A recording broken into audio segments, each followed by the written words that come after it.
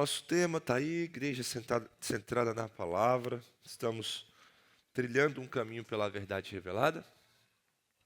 E nós vamos dar continuidade àquilo que nós temos estudado. Eu sempre gosto de relembrar para os irmãos qual que é o nosso tema, a nossa estrutura, para que você faça as conexões importantes que você tem que fazer durante a aula. A gente está numa linha progressiva, uma linha lógica, né?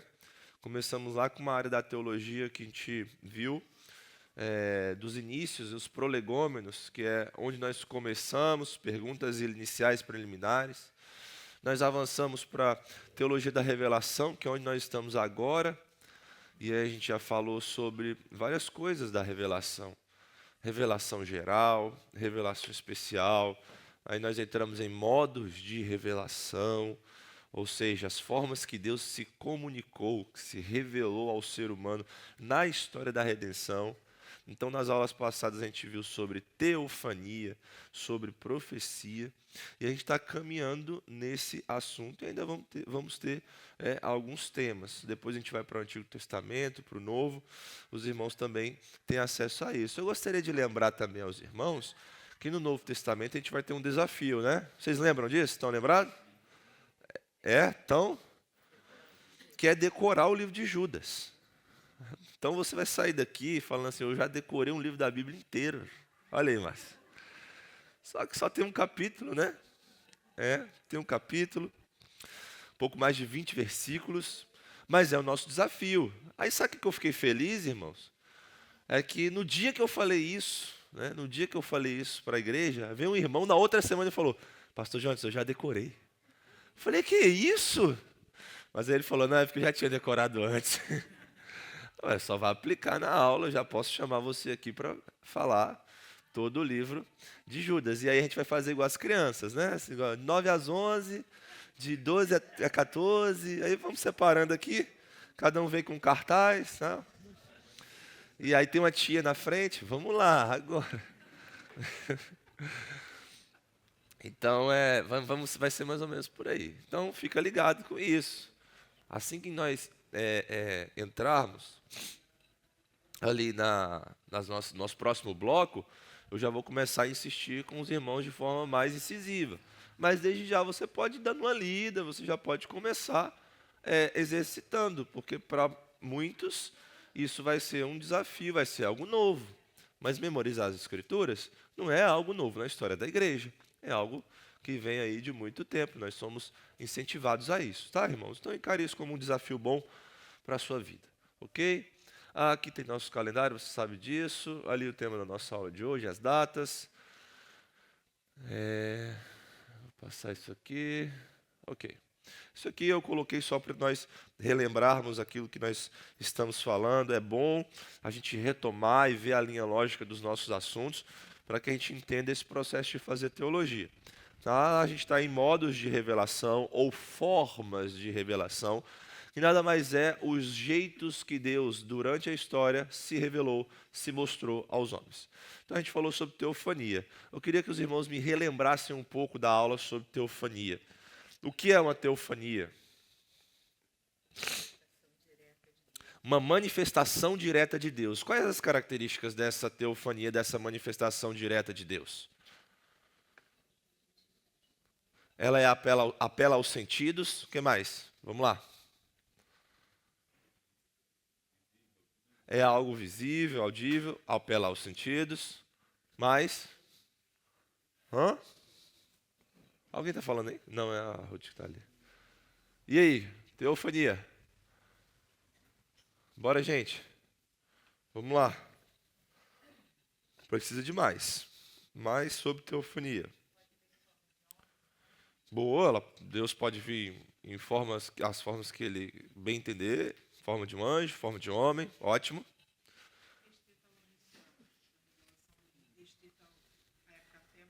Boa, restrita uma época, assim, predominantemente até Moisés, né? E aí, disso que a Mari falou, a gente pega um ponto importante. Se ela foi restrita a um determinado período da história, quer dizer que ela é temporária. Não é a forma final de revelação. Deus se utilizou desse jeito de modo temporário. Foi naquele momento. ali da história, mesmo que depois a gente veja algumas teofanias ainda mais um pouco desvanecentes. Elias também. Você vê algumas teofanias ali depois, mas o próprio texto de Deuteronômio diz assim, olha, Deus não vai falar mais como ele está falando, assim, com Moisés, face a face. Essa não vai ser a forma oficial, ele vai falar através de seus profetas. Mas sim, tem algumas pessoas que ainda recebem, só que é menos. A forma mais usual é a profecia. Tá? Está dentro da questão da progressividade da revelação. Perfeito. Muito bom. Muito bom. Teofania. Exemplos. Exemplos na Bíblia. Sarça ardente. O que mais?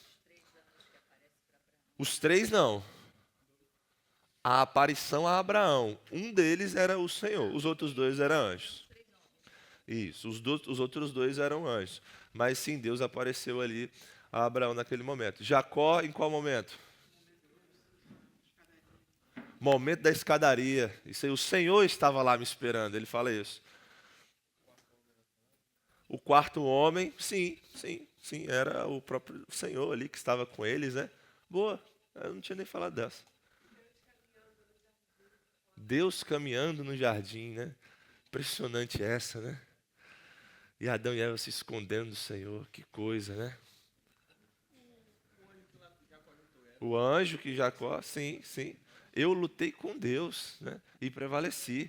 Depois ele disse lá na frente assim, Deus me encontrou no caminho, ele foi, mudou meu nome, ele foi, e eu vi o Senhor e estou vivo. É isso que Jacó diz, é o testemunho dele. Esse é um texto legal, assim, a gente fica ali, será que é o quê, né? Então outras partes da Bíblia esclarecem para a gente. Israel, aquele que luta com Deus e vence, né? Não contra Deus, lembra disso, tá, gente? Lembra disso, se Deus quisesse matar Jacó ali, ele matava. Deus está sendo compassivo já com Jacó naquele momento. Precisa lembrar disso. Muito bom, gostei, hein? Gostei. A aula proibida aqui contribuindo. É porque na semana passada essa região aqui estava meio... A gente falou também sobre profecia. Por favor, fale um pouco de profecia para mim. O que é? Como é? Características.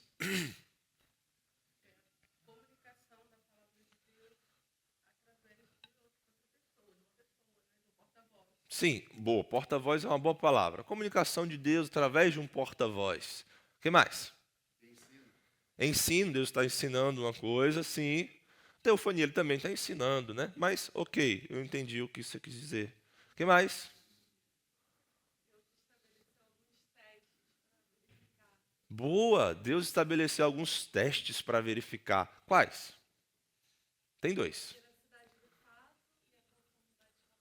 Boa. Veracidade do fato e conformidade com a palavra. A gente falou isso. Não adianta só aquilo acontecer.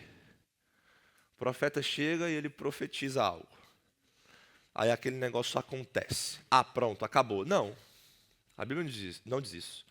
A Bíblia diz que tem que acontecer e tem que estar em conformidade com a palavra. O texto de Deuteronômio é claro. Se um profeta se levantar no meio de vós, e aí ele profetiza algo, e esse algo acontece, e aí ele vira e fala assim, agora vamos adorar outros deuses. Esse profeta é mentiroso. Não escutem esse profeta.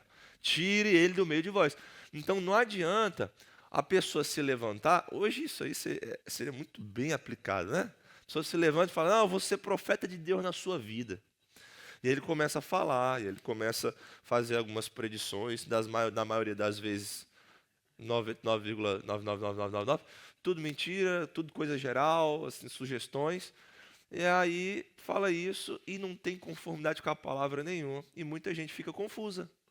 Poxa, mas o negócio aconteceu, ou eu vi que isso lá na frente realmente se deu. Tá, mas não tem conformidade com a palavra, irmão.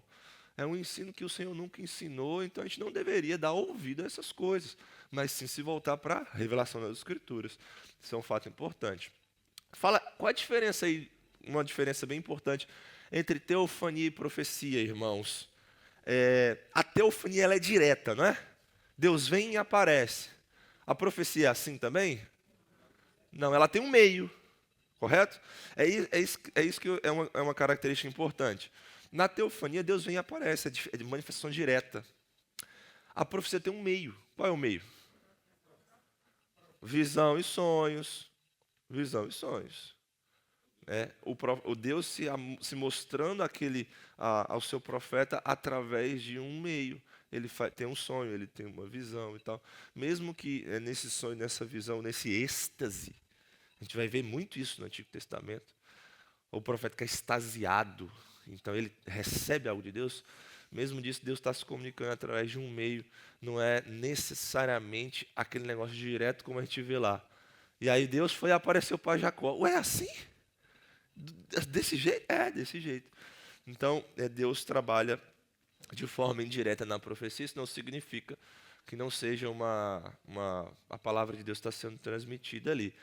E quando o profeta tem um êxtase, ou o profeta tem um sonho, tem uma visão, quer dizer que a consciência dele é subtraída? No caso, ele perde a noção, a consciência e tal? Não, né? Deus fala com ele usando a personalidade dele, usando o sentido dele, mesmo que em alguns momentos aquilo seja tão extasiante. Mas nunca ele é um mecânico, um fantoche somente, né? Como se Deus estivesse depositando um conteúdo ali e ele não estivesse sabendo de onde veio. Não, eles têm muita noção e eles precisam repassar isso para o povo. Assim diz o Senhor, né? É a cláusula, a expressão essencial dos profetas. E hoje, sim. Quer saber qual é o terceiro céu? É que eu também queria. Se enquadra em quê? De profecia? Ali é diferente, né? Ali é diferente. Na verdade, o que a gente vê ali que Paulo teve foi um êxtase mesmo, assim. Algo extraordinário da parte de Deus, onde ele teve uma visão, foi levado espiritualmente a observar algo muito sobrenatural. Né? Como ele descreve, né? Eu fui levado ao terceiro céu e vi coisas que ao homem não é lícito ficar falando assim de modo coisa. O Senhor tinha o seu propósito para fortalecer, para ensinar, para mostrar algo a ele. Mas aí ele também não diz muito para a gente, né? Ele não diz muito para a gente. Inclusive depois tem aquele negócio do espinho na carne, para que ele não se ensoberbecesse. E qual que é a mensagem de Deus para Paulo depois de uma experiência tremenda como essa? A minha graça te basta. E qual é para você? A minha graça te basta. Sim. Pode falar. Sim. Uhum. O João teve uma visão. Ele viu. Então, com certeza, a gente poderia dizer que ele ficou ali extasiado com as coisas que ele recebeu da parte do Senhor. E ele teve essa visão, esse êxtase, essa experiência sobrenatural, e a partir dela, o Senhor revelou a ele o livro de Apocalipse, a palavra dele. Então se enquadra nesse sentido de experiência sobrenatural mesmo.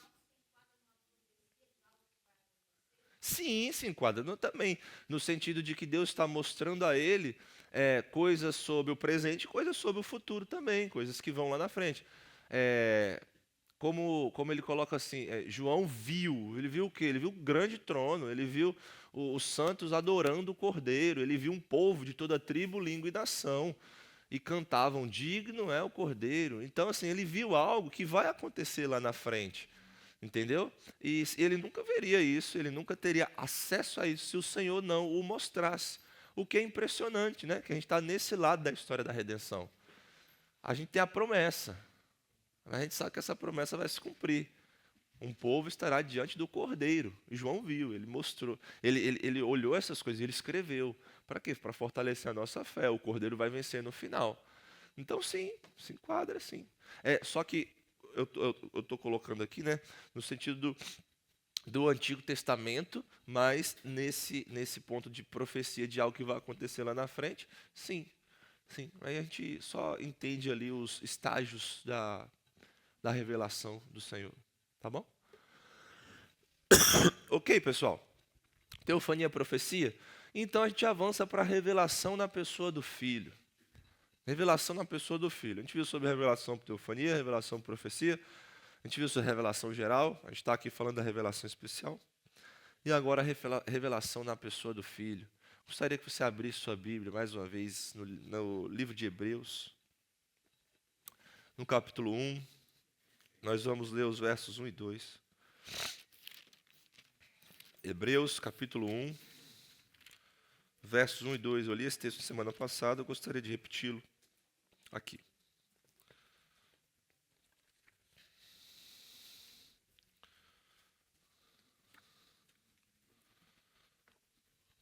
Hebreus capítulo 1, nos versos 1 e 2 diz assim. Vou ler 1, 2 e 3, tá? 1, 2 e 3. Antigamente, Deus falou muitas vezes e de muitas maneiras aos pais pelos profetas. Mas nesses últimos dias, essa é uma palavra teológica, nós já estudamos em nosso EBD. Últimos dias, não é que o Apocalipse, a volta de Cristo vai ser amanhã necessariamente. Se Ele quiser, Ele pode, mas não necessariamente isso. Últimos dias é o período da morte e ressurreição de Jesus até a segunda vinda. Todo esse período se chama últimos dias na Bíblia. A gente estudou isso em uma aula já, eu lembro, só estou relembrando aos irmãos. Mas, nesses últimos dias, quais? Ressurreição de Cristo até Ele voltar? Ele nos falou pelo Filho, a quem constituiu herdeiro de todas as coisas e pelo qual também fez o universo. O Filho, que é o resplendor da glória de Deus e a exata expressão do seu ser, sustentando todas as coisas pela sua palavra poderosa, depois de ter feito a purificação dos pecados, e assentou-se à direita da majestade nas alturas. Amém? Amém. Esse texto é um texto muito importante, e o fato que eu quero destacar aqui com os irmãos nesse início é como está ali no nosso slide. Jesus é o clímax, o ponto alto de toda a revelação de Deus. Jesus é o ponto alto, o clímax de toda a revelação de Deus. Jesus Cristo, que é o Deus homem, Ele é o modo perfeito de revelação. Se você olha para Cristo, se você tem compreensão de Cristo Jesus através da palavra dele e do Espírito Santo, você não precisa de nenhum outro modo de revelação que seja mais perfeito que ele. Você já tem tudo que você precisa. Você já tem tudo. Ele é o resplendor da glória do Pai, diz o texto. Ele é a exata expressão do ser de Deus. Se você tem alguém que é a exata expressão do ser de Deus e o resplendor da glória do Pai, você precisa de alguma outra coisa? Então é isso que a Bíblia quer nos mostrar. É isso que o texto de Hebreus quer nos mostrar. Tudo que veio antes cooperou para a chegada dele. Tudo que veio depois mostra a glória dele. Ele é o ponto perfeito e alto. E a nossa vida, então, a nossa teologia, então, e toda a Escritura, então, se organizam em torno da pessoa e da obra de Cristo. Por quê? Porque Ele é o clímax de toda a revelação. Porque Ele é o modo perfeito de revelação. Ele revela o Pai de modo perfeito. Ele revela Deus. Ele é a exata expressão do ser de Deus. É isso que nós estamos vendo nesse texto. Toda a vida encarnada de Jesus é revelação divina. Por quê? Porque Ele é o Filho de Deus e Ele é a verdade divina. O que diz o texto? Eu não quero que a gente abra, eu quero que a gente saiba. Esse texto é um texto importante e conhecido. O que diz o texto de João 14? Jesus vira e diz: eu sou o caminho, a verdade e ninguém vem senão por mim. Logo depois ele tem aquele diálogo e diz: eu estou com vocês. Quem vê a mim, vê o Pai. Essas são as palavras do Senhor Jesus Cristo. Então, nós vemos que Cristo é o próprio Emanuel, Ele é o Deus conosco. Essa é uma palavra, uma expressão muito significativa na Escritura. Ele é o Deus conosco, o Deus que está presente, que tabernaculou conosco, ou seja, fez a sua presença em nosso meio. É por isso que nós chamamos Ele de Emanuel. Ele é o Deus manifestado na carne, porque nele habita toda a plenitude da divindade. É por isso que na semana passada eu disse assim: quando nós olhamos para Cristo, nós vemos a Deus. Nós vemos a Deus. É por isso que a gente entendeu as teofanias de um modo cristocêntrico. Um jeito de Cristo mostrando a Deus, apontando para Deus, mostrando a glória de Deus, como diz aqui no Novo Testamento. Vamos abrir nesses textos, Colossenses 2 e Colossenses 1. Abre aí a sua Bíblia.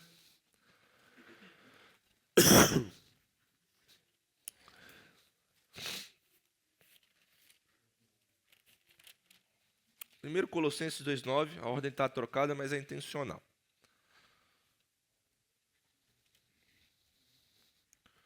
Colossenses 2,9. Diz assim: porque nele habita corporalmente toda a plenitude da divindade. E agora Colossenses 1, 15 a 20, que diz assim: ele é quem? Jesus Cristo. Ele é a imagem do Deus invisível. Olha que legal essa expressão. Você já parou para pensar nisso? Tem que parar um pouco para pensar nisso, gente. Ele é a imagem do Deus invisível. Ué, mas como é que é invisível e tem imagem? Cristo. Ele é a imagem do Deus invisível. Ninguém jamais viu o Pai. O Filho que está no seio do Pai é quem o revelou. Esse é o testemunho de João. E é o que Colossenses está ecoando aqui também para a gente. Ele, Jesus Cristo, é a imagem de Deus invisível, o primogênito de toda a criação. Pois nele foram criadas todas as coisas, nos céus e sobre a terra, as visíveis e as invisíveis, sejam tronos, sejam soberanias, quer principados, quer potestades. Tudo foi criado por meio dele e para ele. Ele é antes de todas as coisas, nele tudo subsiste. Ele é a cabeça do corpo, que é a igreja. Ele é o princípio, o primogênito dentre os mortos, para ter a primazia em todas as coisas. Porque Deus achou por bem que nele residisse toda a plenitude, e que, havendo feito a paz pelo seu sangue da sua cruz, por meio dele, reconciliasse consigo mesmo todas as coisas, quer sobre a terra, quer sobre os céus. Amém? É o testemunho das Escrituras. É o testemunho das Escrituras. Mas agora vamos para algumas declarações importantes, e aí você vai ver que, ué, pastor Jonas, mas está meio dúbio aqui o troço. Não, a gente está fazendo teologia e a gente precisa fazer ponderações, vocês vão ver o que eu quero dizer. Jesus, ele não é uma teofonia nos moldes do Antigo Testamento, no sentido de ser uma manifestação temporária de Deus. Você lembra que a gente falou aqui no início da aula que a teofonia foi um modo de Deus se revelar de forma temporária? Deus, ele podia assumir a forma de um anjo, de um homem, de um evento miraculoso, como a sarça, e ele fala do meio da sarça, e aquilo ali é temporário, aquilo ali chega e não necessariamente Deus vai fazer daquele jeito em outro momento, ele pode fazer de outro jeito. Então é temporário, logo depois ele fala mais com a profecia, né, através da boca dos seus profetas, agora ele está falando através do Filho. Então, no sentido de ser temporário, Jesus não é uma teofania do Antigo Testamento. Por quê? Porque ele é a manifestação plena e eterna de Deus. Ele não vai ser temporário, sabe? Não vai acabar. Ele já é o alto, ele já é o ponto alto, ele já é o clímax, ele é o resplendor, ele é a exata expressão do ser de Deus. Então, não vai aparecer um momento que Jesus vai virar para a gente e falar assim: eu não dei a vocês a completude. Eu não dei a vocês a exata expressão do ser de Deus. Faltou um pouco aqui, ó. Toma aqui mais 10%. E aí a gente vai estar na eternidade com ele. E toma aqui mais 10%. Isso não significa que nós não vamos receber na eternidade com o Senhor mais glória. Claro que nós vamos receber. A gente vai ser liberto da pressão do pecado. A gente vai olhar e ver o Senhor como Ele é e seremos transformados com isso. E a cada momento que passarmos na eternidade, olha que expressão, né? É difícil, né? A cada momento que passarmos na eternidade. Passou uma hora na eternidade, e aí? É uma expressão difícil, mas me entendam aí. A cada momento que passar, a gente vai receber mais glória do Senhor, mais compreensão, mais entendimento, e nunca vai se esgotar. Mas não quer dizer que Jesus é uma manifestação temporária, não, ele é a manifestação plena e eterna de quem Deus é. Na pessoa de Jesus, nós temos o ápice dessa revelação, como nós vimos aqui no texto que citamos de João 14. Quem vê a mim, vê o Pai. Né? No Senhor encarnado, isso aqui é um ponto importante também, outros modos de revelação, eles alcançam seu cumprimento mais rico. Pensa numa implicação dessa frase.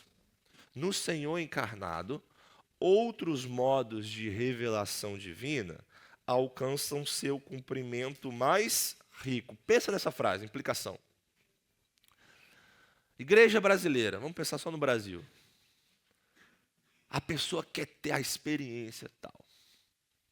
A pessoa quer ver a coluna de fogo, a coluna de fumaça, a nuvem. A pessoa quer ver o anjo. Passa a asa do anjo, Senhor, na grama, se é para eu namorar fulano. Senhor, se é para eu receber aquela proposta de emprego, passa a asa do anjo aqui do meu lado só para eu sentir o vento. A pessoa quer ter uma forma de Deus falar e tal. Mas a Bíblia diz que no Senhor Jesus encarnado nós já temos tudo. E que em Cristo todas as outras formas de revelação encontram o seu cumprimento. Então, qual deveria ser a postura da igreja brasileira? A postura do crente? Eu quero conhecer Cristo. Mas o que ele quer? Ele quer a asa do anjo, Márcio. Ele quer a voz do profeta. Ele quer o cajado que floresce. Ele quer pegar na arca da aliança. Vocês estão entendendo? Ele não entendeu a progressividade da revelação e o ápice de Cristo Jesus. Ele não entendeu. Então ele ainda quer o que estava lá atrás. Ele quer sombra. Ele quer a glória que se esvanece. Ele quer ver o rosto de Moisés brilhar. Sendo que o próprio Cristo, sem véu, com o rosto descoberto, o próprio Cristo, com a sua obra e vida perfeita, está diante de nós. E aí a gente não quer conhecer esse, a gente quer as outras coisas. Mas se entendemos que Jesus, Cristo, revela a Deus de modo perfeito, é a exata expressão do ser de Deus, é o clímax, o ponto alto de toda a revelação, a gente fala assim, Senhor, eu quero conhecer mais do Senhor. Para ser encharcado mais da presença do Senhor. Então, o que importa para a vida da igreja agora, o que nutre a igreja hoje, nesse momento, é assim, eu quero saber mais de Jesus Cristo. Eu quero conhecer a Cristo e ser achado nele. Porque nele toda a glória está concentrada. É isso. Então, como que a gente vive? A gente vive na busca de conhecer mais do Senhor Jesus. De ter mais da presença dele. De se relacionar mais com o Senhor. E não, oh Deus, escreve lá no outdoor o que é para eu fazer. O formato das nuvens, a primeira letra somente. Pessoa, seria tão mais fácil, né? Não, irmão, não seria não. Seria burrice, seria tolice. Seria tolice de coração. A sua oração tem que ser, Senhor, eu quero conhecer mais do Senhor. Eu quero aprender mais do Senhor. Eu quero ter mais da presença do Senhor e da palavra do Senhor. E eu quero que com isso o Senhor me ensine a viver. Ah, pastor, mas existe trabalho, maturidade, sabedoria. É tão melhor o outdoor. Irmão, tu quer voltar para o Egito, é? Ah, os alhos do Egito, não sei o quê. Isso é voltar para o Egito. Numa metáfora aqui, né, que eu estou fazendo uma brincadeira com os irmãos. Então, é uma implicação importante, muito prática para a gente. Teologia é prática, é vida. E a gente precisa, não, eu quero conhecer o Senhor.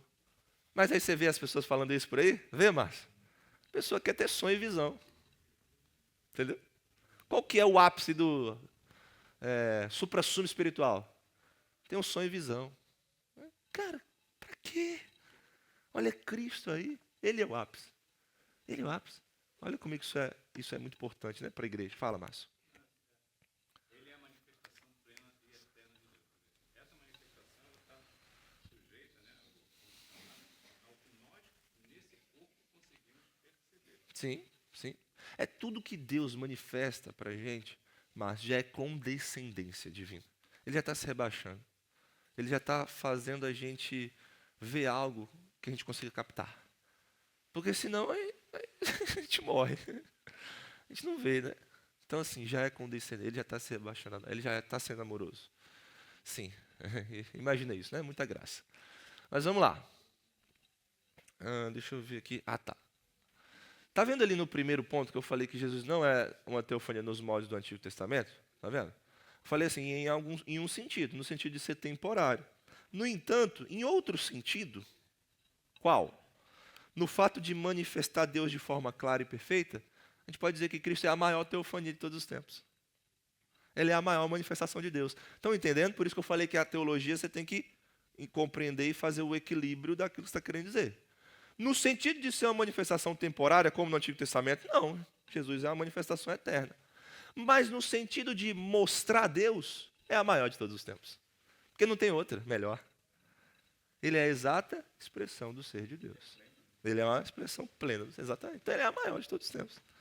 Ele é a maior teofania já conhecida.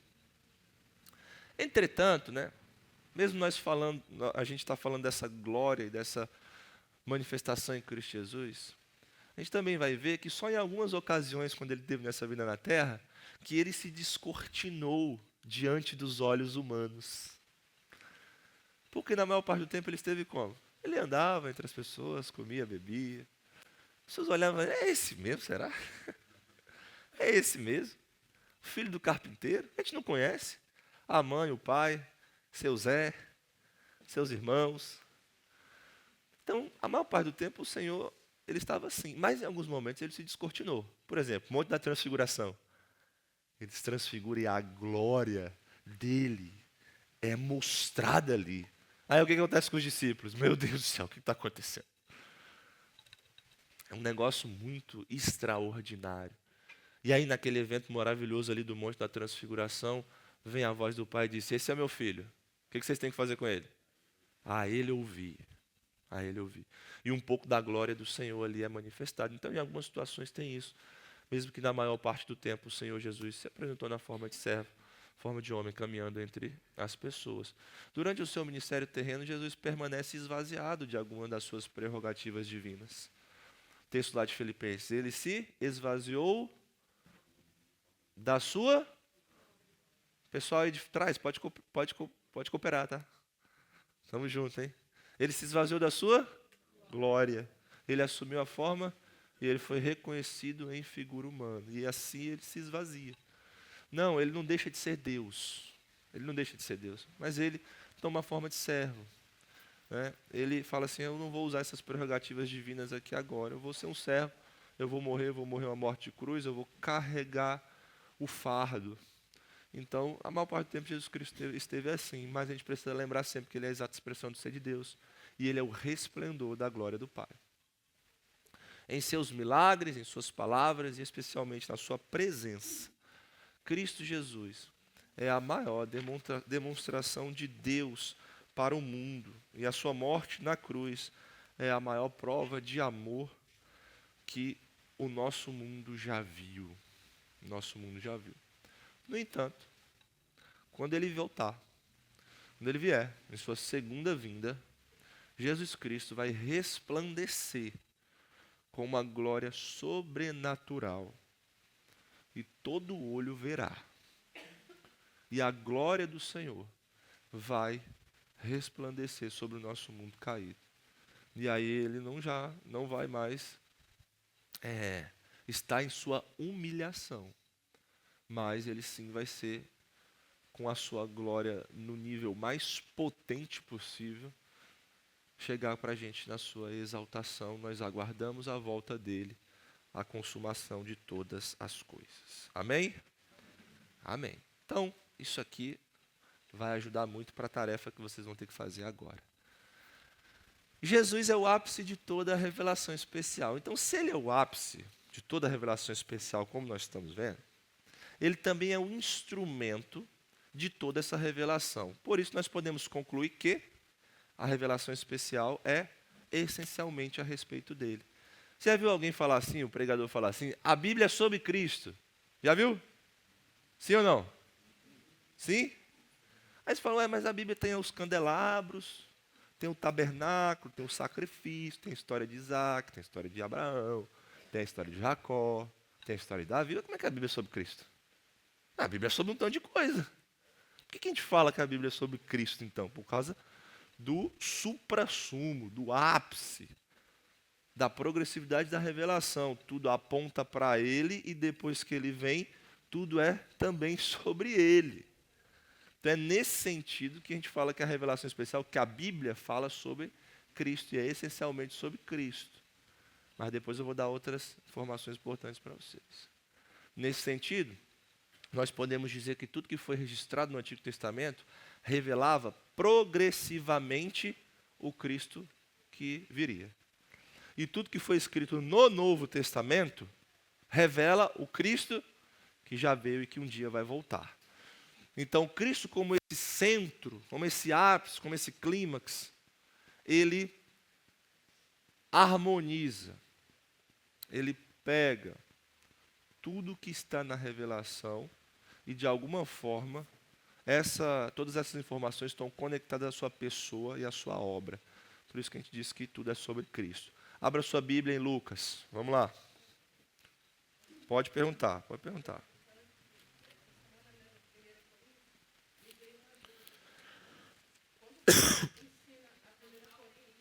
A gente vai repetir. Pode falar. Pode continuar.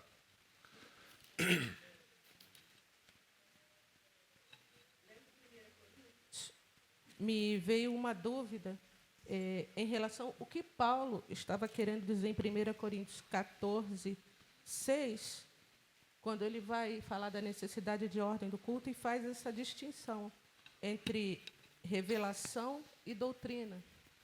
O que era para a igreja de Corinto, o que Paulo estava especificamente querendo ensinar aí, quando ele fala de revelação e doutrina, uma vez que quando ele vai estabelecer a ordem, ele diz, os profetas, quem for profetizar, fale apenas de 2 ou 3, e outros julguem. Se, porém, vier uma revelação, esteja sentado e cale-se.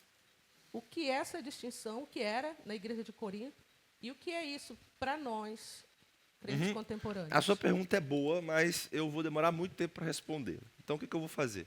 Vou pedir que você anote essa pergunta e, quando a gente tiver as perguntas e respostas, a gente trata dela.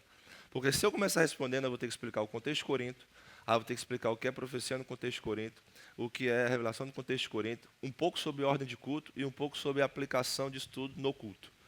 Então, a gente ia demorar, a gente saiu um pouco do tema que a gente está querendo trazer aqui, mas é uma boa pergunta para o momento de perguntas e respostas. A gente pode voltar a ela. Tudo bem?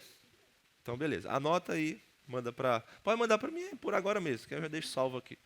Daqui 4 aulas a gente tem perguntas e respostas. Porque senão a gente vai desviar muito.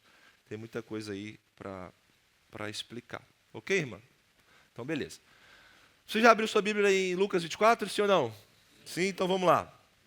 Lucas 24, 25 a 27 diz assim: Então ele lhes disse, Jesus, disse a quem? Aos seus discípulos: Como vocês são insensatos e demoram para crer em tudo o que os profetas disseram. Não é verdade que o Cristo tinha que sofrer e entrar na sua glória? E, começando por Moisés e todos os profetas, explicou-lhes o que constava a respeito dele em todas as Escrituras. Escrituras aqui é o que, gente? Antigo Testamento, o Novo ainda não tinha. Então está dizendo que Jesus, começando de Moisés, indo para os profetas, mostrou para eles como que o Cristo tinha que padecer e entrar na sua glória. Olha só o que ele está dizendo. 44 a 48, vai lá, só virar a página.